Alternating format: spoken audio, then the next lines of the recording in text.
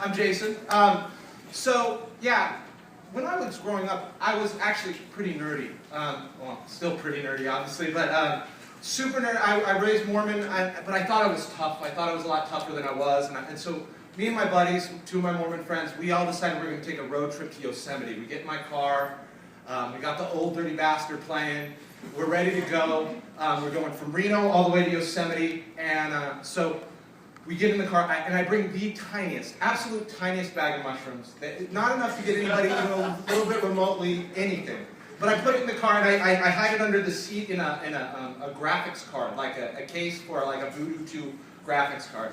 And so we're driving, and we're going fast, because you're in the middle of the desert. There's nothing to see, nothing to do but talk and listen to the Old Dirty Bastard. And so I even make the comment to my friend Dylan, who's sitting right next to me in his white Mormon shirt with his tie, and I say, I'm going 95 miles an hour right now. And no sooner do I say that than the cops come, and I see the lights behind me pull me over, all right? So I'm stopped, and I'm freaking out because I know that this tiny mushroom cap is sitting in this little box underneath my seat, all right? Now, the cop comes up, and he is exactly what you'd think a Nevada cop would look like, about 3'10", nice big set of sunglasses, a buzz cut, the whole bit, the mustache is right there, and he's knocking on my window, and he rolls it down and he's like, what?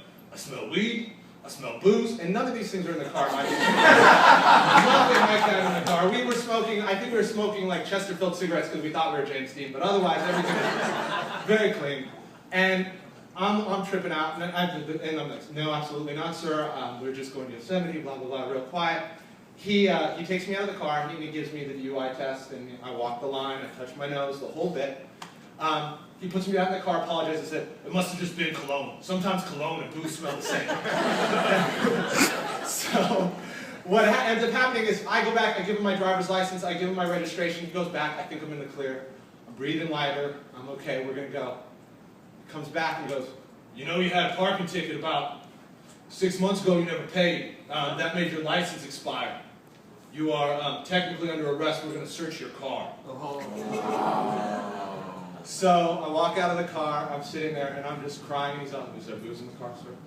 No booze in the car. Is there weed in the car? And I'm very clear with it. There is no weed in the car. Finally, he gets it out. I cop to it because he's threatening to, like, take dogs and take apart my car. And so the next, then about 15 minutes later, we all are taking our Yosemite trip we spent in a jail in a little place called Biawawi. You should check it out. There's about 16 people, and all of them hate me. So kind of the moral of that is really, I have learned since then, really, is just to make sure I take care of the little things from now on if I'm going to sneak drugs across the line.